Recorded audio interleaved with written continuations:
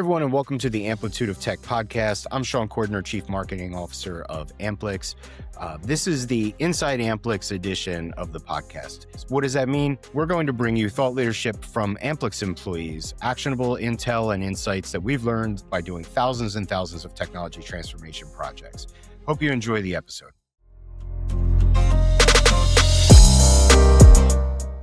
All right, Sanjay Deo, thank you for joining me on the Amplitude of Tech podcast. This is the Inside Amplix edition. How are you today? I'm doing great, Shawn. How are you? Good to have you. This is your second time on the podcast. We had a full-length episode with you before that went about an hour. We talked about some really interesting cybersecurity stuff. So I encourage people to go back and find that episode. But for those that didn't listen to that episode, Sanjay, who are you and what do you do here at Amplix? Sure.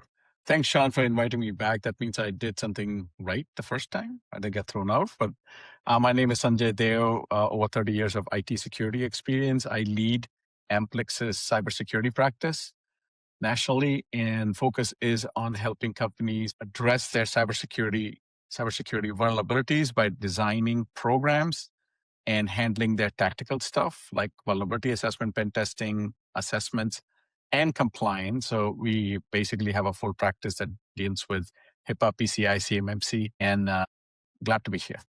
All right, glad to have you. And you are a recent acquisition, so you've been with Amplix probably been about a year now, is that right? Half a year? 7 months. Not that I'm counting, but just about 7.5 months. Awesome. Well, fun. glad to have you here. So today you're going to help us separate the mythology from the truth about Mythos. So let's start super high level. What is Mythos? So it's interesting that this came about from Claude, right? Our Anthropic. So Mythos is a purpose-built LLM that has been trained to go identify vulnerabilities in code, vulnerabilities in a network, all of the above, and exploit it at warp speed. Now, were we able to do this before? Yes, manually, by way of pen testing, by way of vulnerability assessment, SOC operators, they were able to find vulnerabilities and correlate it and then exploit it. Mythos is able to do it in seconds, what we were able to do it in weeks, months before. So that's the dangerous part so Mythos is a very specific model to focus on cybersecurity and exploitation. And I'm sure that there were previous models out there that did this very well. So what separates this from previous models? So the previous models were, I would say, very generic, right? Could you have used a Copilot? Could you have used ChatGPT to do similar things? The answer is yes. There were some guardrails placed on it in the sense if I were to tell ChatGPT to go hack your computer or your laptop, it wouldn't allow me to do that. There were jailbroken LLMs available on the dark web where I could download those. This is more of an official release from the Frontier Lab from Anthropic, which is now available in a limited distribution before it gets fully distributed. So there's a lot of debate whether this is unique. Was there one before? And the answer from having practiced this over the last few years is yes, there were other jailbroken ones that our team actually was using to do some agentic AI pen testing, some regular pen testing, but they were very limited. This is a full-fledged, fully correlation, exploit identification, and exploit execution from start to finish. And that's what the dangerous part is. If it gets in the wrong hands, then they would be able to do exploitation at a warp speed. We had an event a couple of years ago, and we had Adam Winston from a company called, it was Act Zero at the time, but now it's WatchGuard. And everybody had a session. All of our sponsors had a session and everyone had PowerPoints, but Adam came in with nothing, just his laptop. And he didn't tell us what he was going to do either. And one of the things that he did was he jailbroke Claude right in front of us. Yeah. And got it to write ransomware code. And then he was able to write distribution for it as well, just right there in front of us. And everybody left the room, kind of looking at each other and shaking their heads saying, what now what? What are we going to do? And so that's 2 years ago, which is a lifetime in the AI timeline here. So this must be exponentially scarier. What can you do with this that you couldn't do in that kind of jailbreak model? So, I know Adam Winston, worked with him for the last 5 years. Brilliant guy. I love him. What he showed you 2 years ago and what has happened literally this month, there are a number of articles. Rogue AI LLM, I want to take names, was able to create a ransomware, deploy the ransomware, and operate the ransomware without human intervention. So what he showed you 2 years ago, where he first jail broke the LLM and one of the Anthropic versions. He then created the ransomware, deployed the ransomware. It is now happening autonomously. So it is 1,000 times scarier, right? What he showed you was very few people could do it, but now the AI can do it by themselves. And I think that's what nation states are worried about, right? If this gets in the wrong hands, what happens to our critical infrastructure? What happens to our users? And I think that's the fear that's basically happening. But the lesson we have learned is we can't put the genie back in the bottle. It is going to get rampantly, I guess, across the internet if we don't apply some judgment in terms of who gets it, who doesn't get it. Now, having said that, there are other bad folks, nation states already working on taking similar models and deploying it. So, we can only hold on to this mythos for so long. We will have to basically release it for general. So Glasswing was a systematic effort of giving mythos to a very specific companies that were authorized by the US government. All of those cybersecurity companies basically used mythos to go take a look at what vulnerabilities were there in their infrastructure. What were they able to find it? And it's tremendous that they were able to find like 28,000 vulnerabilities in a matter of seconds and exploits and things like that. So, it gave us a view of how fragile our infrastructure is and how if not managed properly, we will start breaking stuff at work. So talk a little bit more about Glasswing now. Is this just for them to, be able to look at their own infrastructure, or are they using this kind of as a collaborative lab where they're working together to kind of fight against cybercrime and these use cases for AI in the future? So yes and yes. So it's a limited release across approved vendors. Those vendors are first using it on their own code. Then they are basically collaborating with their clients and learning from what exists out there. The third piece is they're actually training their own AI defensive models, right? So, number of EDR, MDR companies are part of the Glasswing. And so what they're doing is they're making sure that this is available, right? In the next 30 days, 60 days, when the upgrades happen to EDR, MDR, this is available and they can defend at warp speed. So if Mythos and the bad guys can exploit at warp speed, we are building defensive capability to help customers protect their critical infrastructure at warp speed. I think that's sort of what's going on right now. That's the rat race we are all in, right? So the big innovation here is finding these exploits and correlating them autonomously and quickly. It's now being leveraged to be able to patch those vulnerabilities as quickly Yes. and as autonomously. Absolutely. Absolutely. I think that's the lessons learned is, and again, putting my cynical hat on when this was released, for about 8 weeks ago, maybe 10 weeks ago, one of my questions to some of my customers were, why are you worried about this? Why you don't worry about Mythos, right? Let the right people take a look at it. How much unpatched machines do you have in your environment? Mm. Are you 100% fully patched? Are you 100? Have you removed all the end of life machines? The answer is no. We don't have a company right now across the US that can say I'm 100% patched.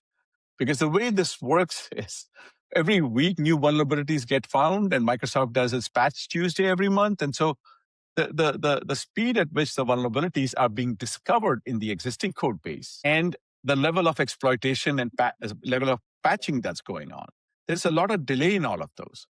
So I said, If we are not able to do this, Mythos will find it within a second and exploit the whole thing.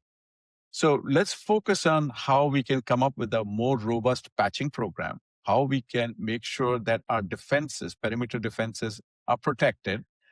Just in case it gets in, we don't have any exfiltration out, those kind of things. So I think the thought process needs to change about assuming it gets in by a payload or some email phishing.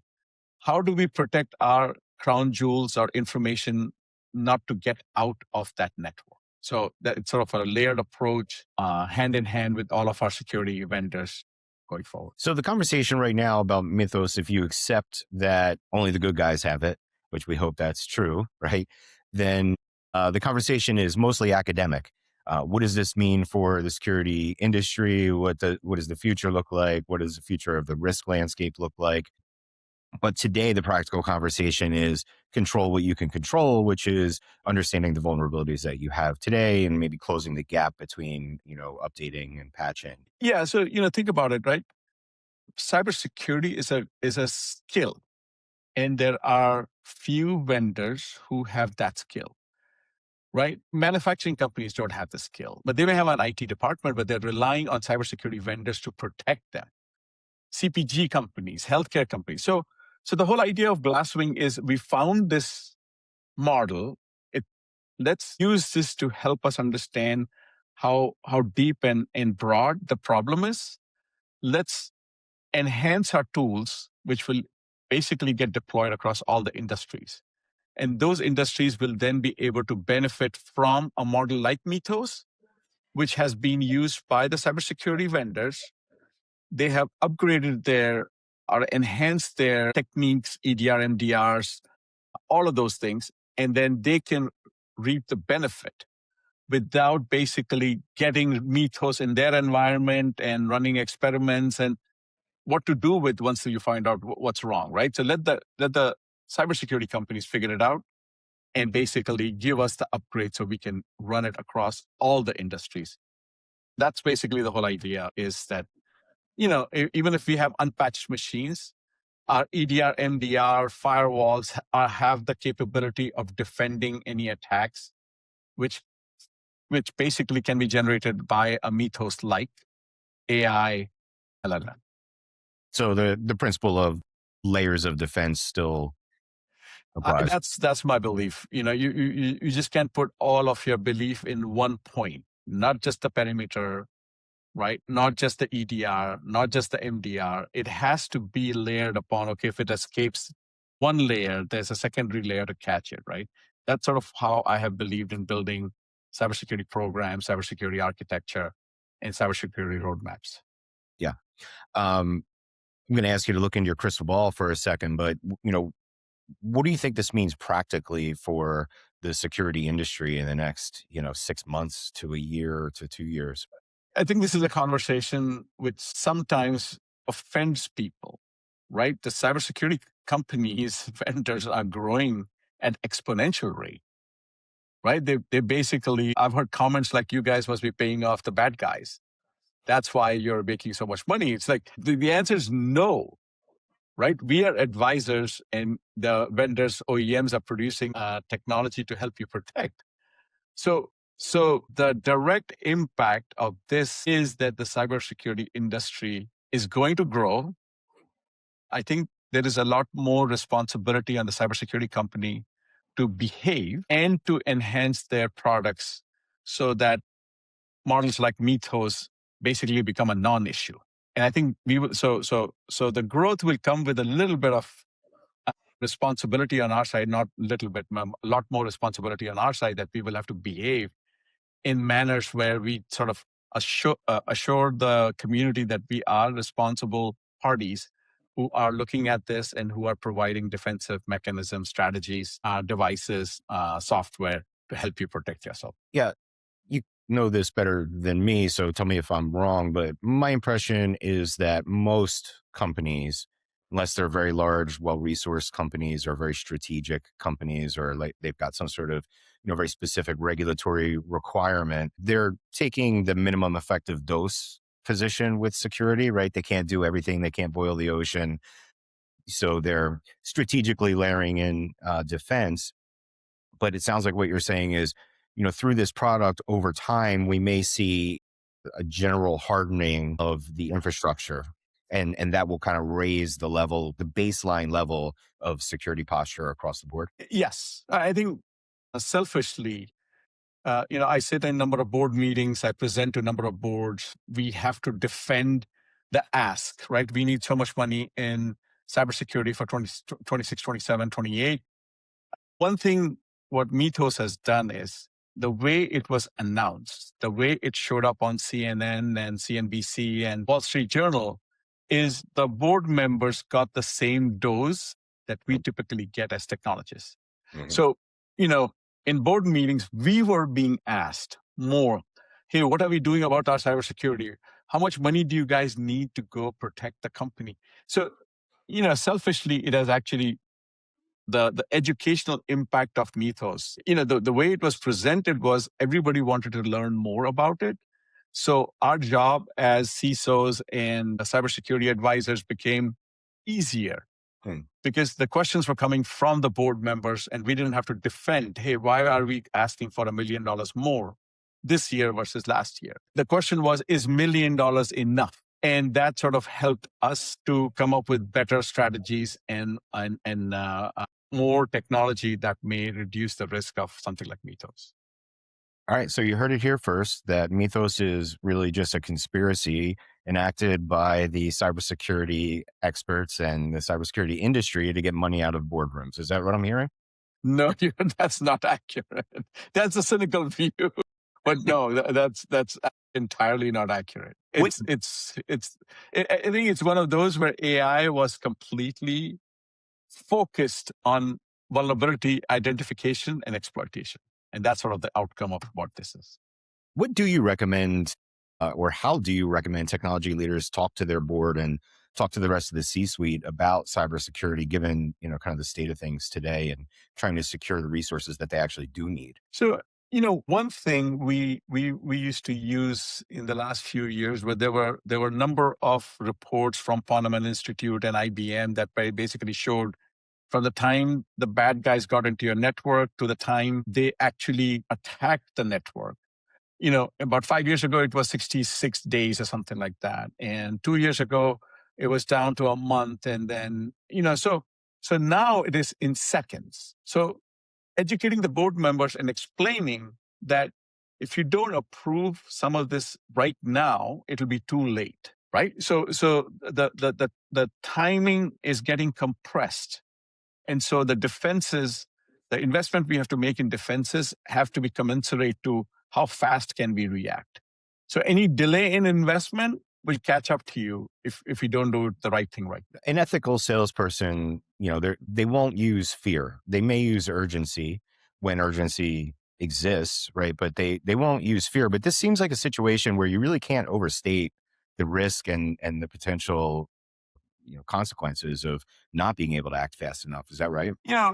As I said a little bit earlier, the media has already created the fear. So at least now that I have used fear as a way of getting money, it is more around risk to the company, risk to the productivity of the company during downtimes, using cybersecurity as a competitive advantage.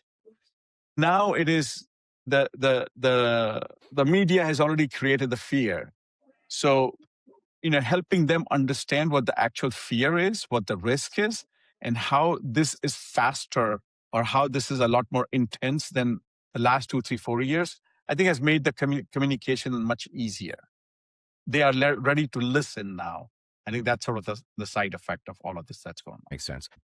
I'm going to be a bad lawyer here and ask you a question I don't already know the answer to. We didn't discuss this, so I'm going to put you on the spot and see how you do dancing. But are there any of these cybersecurity companies that are part of Project Glasswing that are part of the Amplix portfolio? And does that mean that some of the people listening to this would have the ability to benefit from this model? Yeah, I think we partner with most of the top 10 cybersecurity companies in the area of EDR, MDR. So yes, they definitely can if they basically reach out to us. But we are already having these conversations in our current clients' boardroom. but we would be more than happy to, or love to help companies reach out and talk to us about what their thoughts are, so we can share with them what we think and how they should approach this whole accelerated cybersecurity exploitation that's going on in the market. And if someone does want to reach out to you and have that conversation or any conversation about cybersecurity, how can they get a hold of you? Amplix.com. There's a whole cybersecurity landing page over there. You can fill out your information. Find me on LinkedIn, Sanjay Deo. I'm pretty active on LinkedIn. I think those are the two best ways to come about and get in touch with us. Sounds good. Sanjay, thank you so much for your time and expertise. I appreciate it. Thanks, Shawn. This is always entertaining, and the fact that I have to defend myself when you put me in the situation, I love it, because that's exactly what happens in boardrooms, because there are people like you at the C-level that are asking questions because they have their own view, right? And so as an advisor, I have to make sure that I have a full, comprehensive response to some of these cynical questions, objective questions. So thank you so much for hosting me. Thanks, Shawn. My pleasure. And when you come on the third time, you can expect a real serious grilling now that I know that you like it. Let's not go there. I have to depose on number of cybersecurity and class action lawsuits in the healthcare space. Mm. And every time I finish that, I walk funny because I don't like the proctology side. But give it a try. We see what happens. All right. We'll see how it goes. Thanks, Sanjay. Take care. Awesome. Thanks, Chad.